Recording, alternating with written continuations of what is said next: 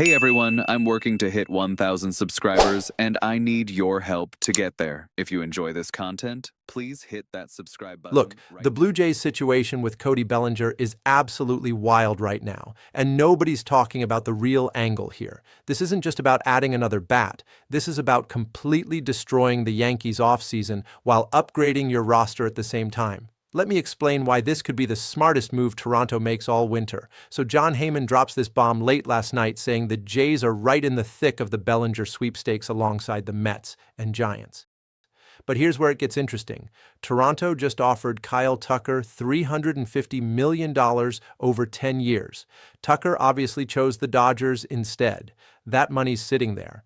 The question everyone should be asking is whether the Blue Jays are willing to redirect some of that cash toward Bellinger. And honestly, they absolutely should, and I'm going to tell you exactly why. The Yankees want Bellinger back desperately. Multiple reports confirm they've been saying all along how badly they need him in their lineup.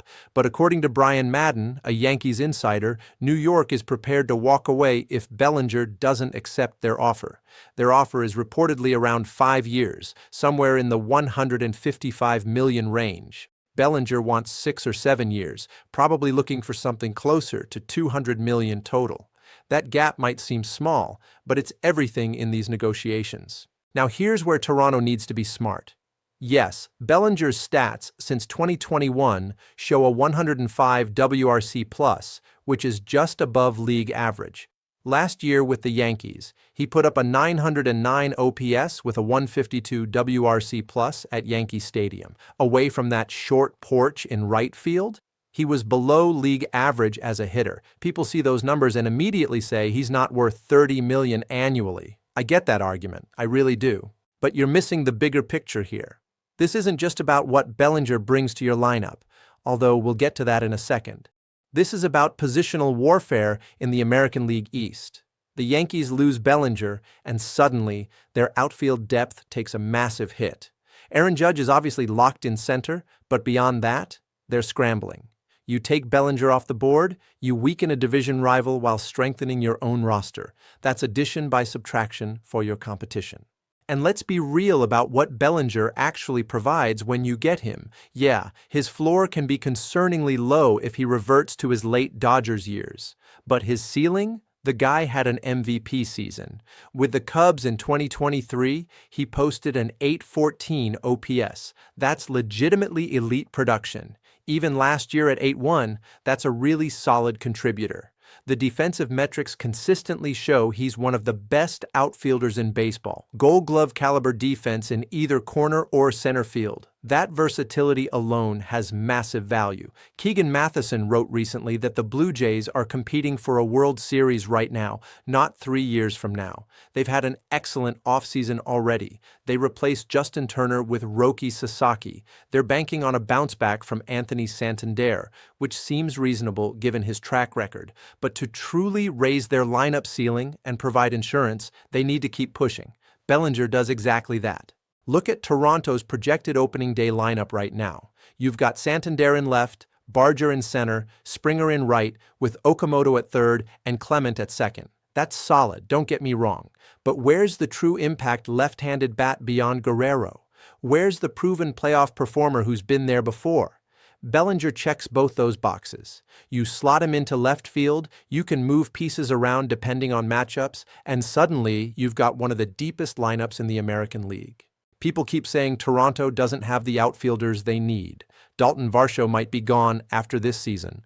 Springer's contract expires soon. If they don't extend Barger, and that's a real possibility, who exactly is playing outfield in 2026 and beyond?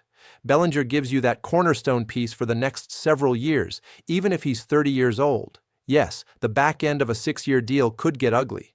But the front end, when you're competing with Guerrero in his prime and a young core hitting their stride, that's when you need Bellinger most. Here's another angle nobody's considering. The Blue Jays still need bullpen help.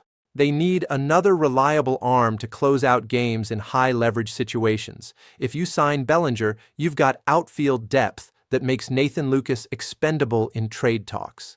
Lucas has real value as a controllable young outfielder with upside. package him with a prospect or two, and suddenly you're landing that shutdown reliever you desperately need. Bellinger doesn't just upgrade left field, he creates roster flexibility that unlocks other moves. Now let's address the money situation because I know people are going to freak out about paying Bellinger close to $30 million per year. Ben Nicholson-Smith and others have reported repeatedly that the Tucker money was special allocation for superstars. Bellinger isn't a superstar in that same tier. But if the Yankees are offering 5 years at $155 and Bellinger wants 6 years at $200, we're talking about maybe $160 to $170 over 6 years.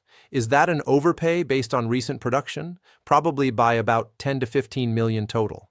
But in the context of weakening New York while improving Toronto, that overpay becomes a strategic investment. The other teams involved aren't slouches either. The Mets just paid big money for Juan Soto. They could absolutely pivot to Bellinger as their next move. The Giants are always involved in these big free agent pursuits, and San Francisco's spacious park would showcase Bellinger's defense even more.